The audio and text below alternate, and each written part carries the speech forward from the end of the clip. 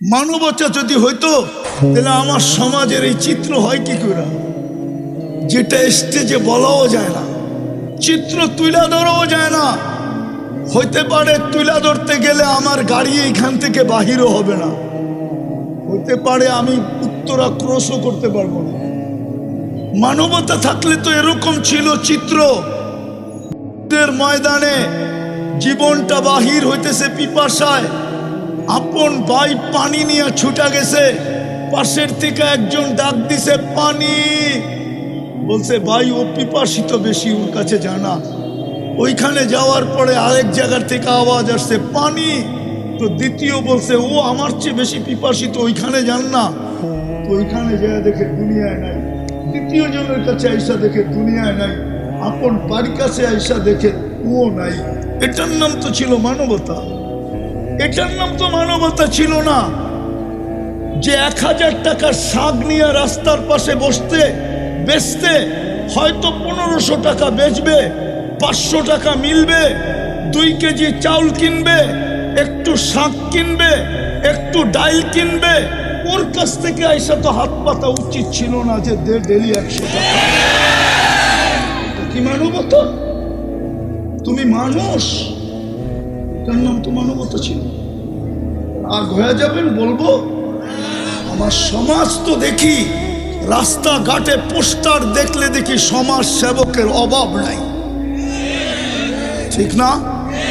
আওয়াজ না, আওয়াজ না, মনোযোগ। কিন্তু আজ পর্যন্ত বাংলাদেশে আমাকে বাড়ি করে দেন তো একটা, যে তৃতীয় লিঙ্গের কোনো আশ্রয় কেন্দ্র কেউ খুলছে? আমাকে দেখান, একটা দেখান। এটা কি সমাজ সেবার অন্তর্ভুক্ত ছিল না? যে তৃতীয় লিঙ্গের মানুষগুলা রাস্তায় রাস্তায় ঘুরবে আর মানুষকে বিরক্ত করবে আর হাত পাতবে আর বাসা বাড়িতে উঠে চিল্লা চিল্লি করবে, আর যুবকরা ওদেরকে নিয়ে মজা নিবে। যুবকরা তো ওদেরকে নিয়ে মজা নেয়, রাতের অন্ধকারে তো একদল মানুষ ওদেরকে নিয়ে মজা নেয়। উচিত তো ছিল আমার সমাজের বিত্তশালীদের, সমাজ সেবকদের উচিত ছিল বৃদ্ধাশ্রম যখন খুলতে পারছ, তৃতীয় লিঙ্গের জন্য একটা আশ্রম খোলো, 10 জনকে নিয়ে যাও আর বলো এইখানে থাকবি, 2টা কাপড় পরবি, 2 বেলা খাবি আর আল্লাহ আল্লাহ করবি। তুই রাস্তায় ঘুরা ঘুরা নিজের ইজ্জত বিলীন করার প্রয়োজন নেই। তাইলে তো বুঝতাম আপনি সমাজ সেবক। রাগ হয় না, বুঝানোর জন্য বলতেছি। সৃষ্টির ভিতরে শ্রেষ্ঠত্ব দিল, মানবতা কোথায়? আল্লাহ তো দাম দিবে মানুষকে। আপনি কালকে এই চেহারা নিয়ে দাঁড়াবেন কি করে বলেন? সৃষ্টির ভিতরে আমাকে মানুষ হিসাবে শ্রেষ্ঠত্ব দিলেন, বলেন আপনার আমার ভিতরে মানবতা কতটুকু? আল্লাহ তো মানুষকে মূল্যায়ন করবেন, জানোয়ারকে তো করবেন না। আপনি বলবেন আমি তো মানুষ হিসাবেই মরব, কিন্তু কোরআন তো বলে না। কোরআন তো বলে মানুষ হিসাবে জন্ম নিলেই মানুষ হয় না। যদি হইতো তাহলে হাতের বানানোটাকে কেন আল্লাহ জানোয়ার বলতেন? মানুষকে তো হাত দিয়ে তৈরি করছেন, সমগ্র সৃষ্টিকে তো আল্লাহ তৈরি করছেন 2 অক্ষর দিয়া। মানুষকে তো তৈরি করছেন কুদরতি হাত দিয়া। সমগ্র সৃষ্টিকে তো তরিগরি কমপ্লিট করছেন 6 দিনে। আপনাকে আমাকে তো কমপ্লিট করলেন 10 মাসে। আপনাকে কেন জানোয়ার বলবে? আরো 2-4টা দেখাবো। সৃষ্টির ভিতরে সবচেয়ে সৌন্দর্য দিল আপনাকে, পুরা ভান্ডারটা যেন সৌন্দর্যে লাগায়া দিল আপনার উপরে, ওটাকে জানোয়ার বলবেন কেন? 4 কসম খায়া ঘোষণা দিলেন সৃষ্টির ভিতরে সবচেয়ে সুন্দর গঠন তোর। 3 ওয়াসাইতুন ওয়া তুরে সিনিন ওয়া হাদাল বালাদিল আমিন। 4 কসম খাওয়ার পরে বললেন সবচেয়ে সুন্দর গঠন তোর। ওই গঠনের জিনিসটাকে কেন আল্লাহ জানোয়ার বলবেন? জানোয়ার। আরেকটা বলবো, সাজাইতে সাজাইতে, যার শব্দটা যদিও আল্লাহর জন্য শোভনীয় না, কিন্তু আমি পূজানের জন্য বলতেছি, সাজাইতে সাজাইতে সাজাইতে সাজাইতে ঘোষণা দিলেন ইন্নী লাকা মুহিব্বা, আই লাভ ইউ। যে মানুষের প্রেমে পড়ে গেলেন, ভালোবাসায় পড়ে গেলেন, ওই মানুষটাকে জানোয়ার বলবেন কেন? বুঝা গেল মানুষ মানুষ হইলেই মানুষ হয় না। বিদায় আপনি আর আমি যে সৃষ্টির সেরা হইলাম মানুষ রূপে, মানবতা কতটুকু? সৃষ্টির ভিতরে আমাকে মানুষ হিসাবে শ্রেষ্ঠত্ব দিল, মানব জাতির ভিতরে আমাকে উম্মতে মুহাম্মদী হিসাবে শ্রেষ্ঠত্ব দিলেন। শুধু শ্রেষ্ঠত্ব দিলেন না, আবার শ্রেষ্ঠত্বের প্রমাণও দিলেন। প্রমাণ স্বরূপ আমি বলতেছিলাম মুহাম্মদুর রাসূলুল্লাহ সর্বপ্রথম প্রমাণ। আপনি মুহাম্মদুর রাসূলুল্লাহ পাইছেন। যদি মুহাম্মদুর রাসূলুল্লাহ প্রমাণ না হইতো তাহলে আমি কিতাব থেকে একটা প্রমাণ দিতেছি। যদি মুহাম্মদুর রাসূলুল্লাহ সাল্লাল্লাহু আলাইহি ওয়াসাল্লাম আমার কথার প্রমাণ না হইতো তাহলে আমি কিতাব থেকে একটা প্রমাণ দিতেছি। বাদায়া নেহায়া লেখা আছে, ওইখানে লেখা না থাকলে আমি বলতাম না যে দানিয়াল আলাইহিস সালাম শুধু এই উম্মতের হাতের মাধ্যমে কাফন দাফন পাওয়ার জন্য 2500 বছর অপেক্ষা করতেন। মৃত্যুর পরে ওনার দোয়া ছিল, আল্লাহ মৃত্যুর পরে যেন আমাকে সুরক্ষিত রাখা হয়। উম্মতে মুহাম্মাদি যেদিন আসবে এদের হাতের মাধ্যমে যেন আমাকে কাফন দাফন করা হয়, কেননা আমি এই ফজিলতটুকু পাইতে চাই। কেননা উম্মতের মুহাম্মদের ফজিলত, মুহাম্মদুর রাসূলুল্লাহর উম্মতের ফজিলত যতটুকু আমি জানছি আপনি আমাকে জানাইছেন, বিধায় আমার মন বলে আমি ওদের হাতের ছোঁয়া চাই।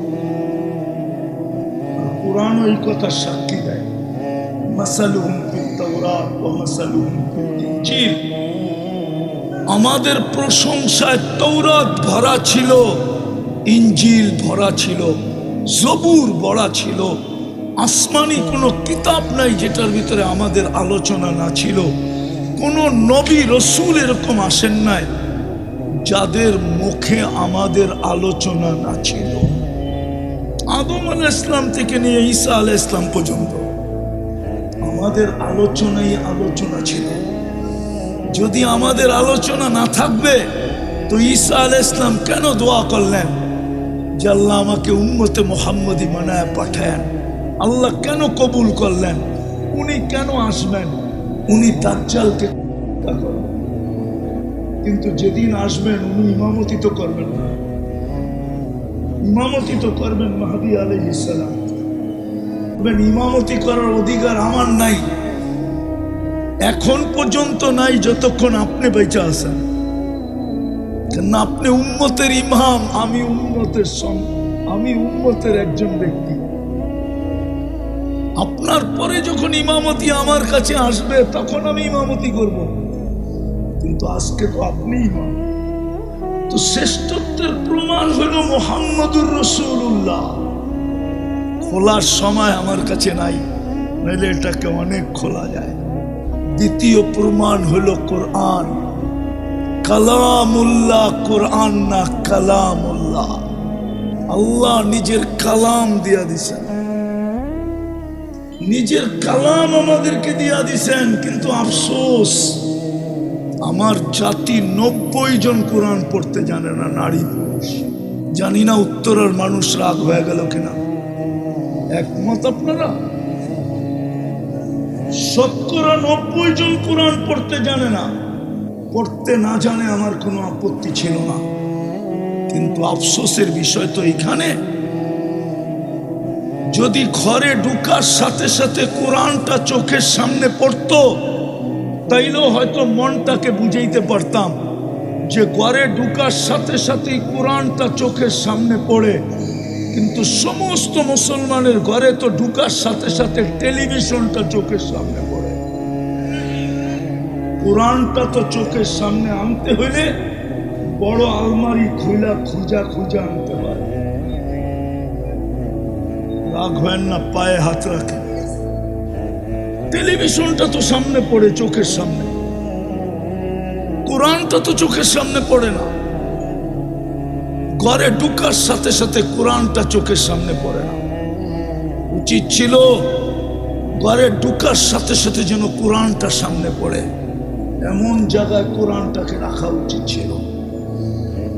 কমসে কম কোরআন দেখা হইল কোরআনের কিছু না কিছু মহত্ব, গুরুত্ব, বরত্ব, সম্মান, এটার ছোঁয়া হইল আমার দিলে লাগতো। কিন্তু আফসোস, টেলিভিশনটা চোখে পড়ে ঘরে ঢুকার সাথে সাথে, বেডরুমে ঢুকার সাথে সাথে টেলিভিশনটা চোখে পড়ে, কোরআনটা পড়ে। রাগ হেন না। আরেকটা বলবো, কোরআন 90% কোরআন পড়তে জানে না, কিন্তু কোনো আপত্তি ছিল না যদি ডেলি কোরআনটাকে নিয়ে একবার চুমা দিত। শুধু চুমা দিয়া বলতো বুকে লাগায়, মালিক তোর কালাম। পড়তে পারি না, ভালো তো বাসতে পারি। পড়তে তো পারি না, ভালো তো বাসতে পারি, কিন্তু আমার জাতি তো কোরআন বৎসরের পর বৎসর ছুঁয়া দেখে না। এই মজমায় পাওয়া যাবে কবে কোরআন ছুঁয়া দেখছে বলতে পারবে না। নাই এই মজমায় কেউ? আমি হাত উঠাইতে বলবো না, আছে তো?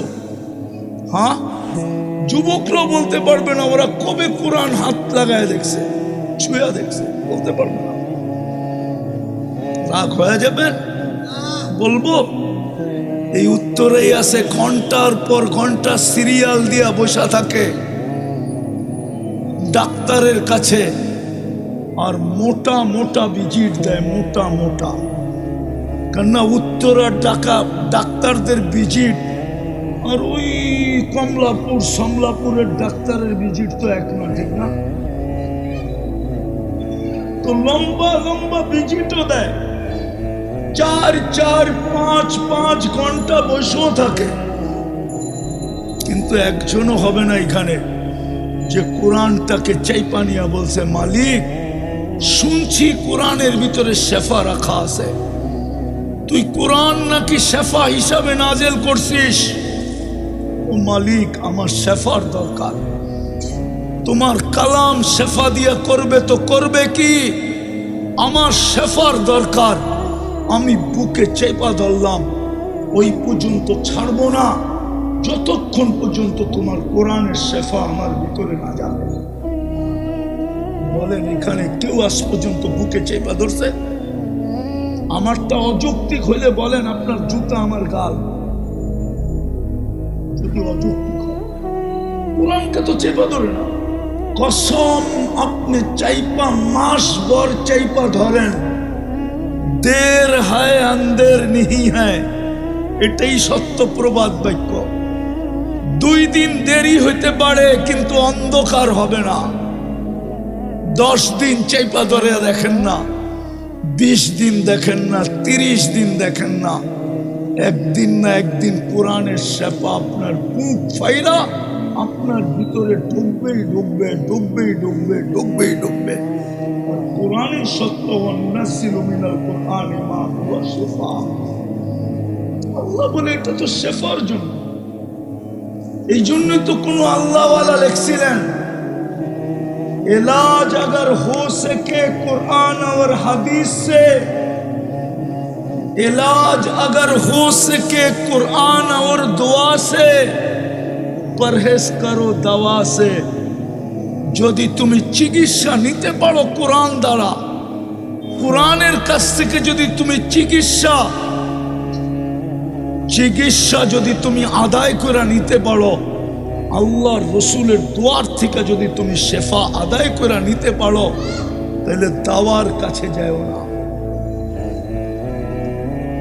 একটা গবেষণা আপনাদেরকে শুনাইতেছি, আমি একটা গবেষণা শুনাইতেছি, জানি না আপনারা একমত হবেন কিনা। শোনাবো? হ্যাঁ, মুসলিম দুনিয়ায় বলেন তো বাংলাদেশে কয়টা মানসিক রোগীর হাসপাতাল? সবচেয়ে বড় হাসপাতাল কয়টা বাংলাদেশে? কয়টা? আরে বলেন না কয়টা? কয়টা? কয়শো কোটি মানুষ? কত কোটি মানুষ বাংলাদেশে? 18 কোটি মানুষের জন্য একটা পাগল হাসপাতাল, ঠিক না? হ্যাঁ, এখানে জানি না গ্রিন কার্ড হোল্ডার আছে কিনা। আছে কেউ গ্রিন কার্ড হোল্ডার? আমেরিকান কেউ নাই? ইউরোপেরও কেউ নাই? গেছে এরকম কেউ আছে? আমেরিকাতে যায় দেখেন প্রত্যেকটা শহরে কয়টা করে হাসপাতাল, মেন্টালিটি হাসপাতাল কয়টা? আমি প্রথম যখন অস্ট্রেলিয়া গেছি, প্রথম 2016-তে গেছি প্রথম, তারপরেও গেছি অনেকবার, টানা গেছি 3-4 বছর। চাইতে হইতেছিল তাবলিগি কাজের কারণে। তো আমি যখন এয়ারপোর্ট থেকে বাহির হয়ে আমি জিজ্ঞাসা করছি যে তোমাদের এখানে মানসিক রোগীর হার কত? আপনি ফার্স্ট টাইম আসলেন, এটা জিজ্ঞাসা করলেন কেন? আমি বললাম আমি নামার পরে লোকগুলার অবস্থা দেখা আমার মনে হলো যদি আমার পড়া ভুল না হয়ে থাকে, হেলমেটকে হাফা যদি ভুল না হয়ে থাকে পড়া, তাইলে মনে হয় আমার ধারণা সঠিক হবে। আমার মনে হয় এখানে বড় পার্সেন্টেজের লোক মানসিক রোগী। তো বলতেছে 4 জনে 1 জন মানসিক রোগী। কয়জন? শতকরা 25 জন মানসিক রোগী, 25%। অস্ট্রেলিয়া আমরা কম কেন জানেন? সারা দুনিয়ায় মানসিক রোগী কম কেন জানেন? মুসলিম দুনিয়ায় মানসিক রোগী কম কেন জানেন? কমসে কম শুক্রবার হইল